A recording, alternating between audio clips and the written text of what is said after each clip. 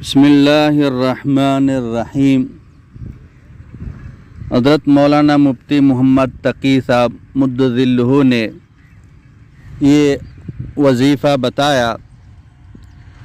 اکثر حضرت کوئی وظیفہ بتاتا نہیں ہے جو وظیفہ قرآن میں ہو اور احادیث میں ہو یا کسی بزرگ نے اس وظیفے کو نقل کیا ہو، بہت ہی مجرب ہو، آزمودہ ہو، جس پر تجربہ کیا ہوا ہو، حضرت وہ وظیفہ بتاتے ہیں۔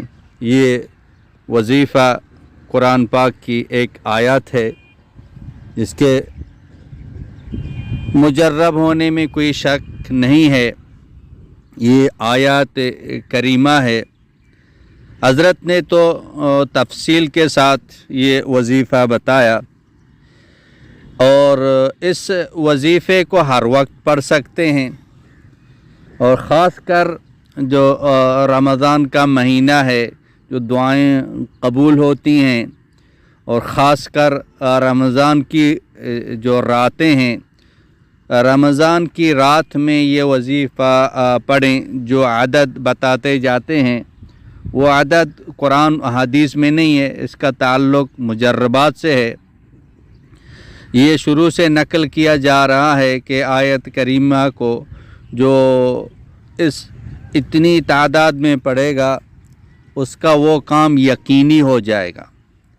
اور میں قسم کھا کر کہتا ہوں، جو اس وظیفے کو یقین کے ساتھ اس عدد کے ساتھ پڑھے گا اس کا کام پورا ہو جائے گا، اس کی ہر حاجت پوری ہو جائے گی، اس کی ہر خواہش، اس کی ہر مراد پوری ہو جائے گی۔ جو بھی مانگے گا اللہ پاک اس کو دے دے گا۔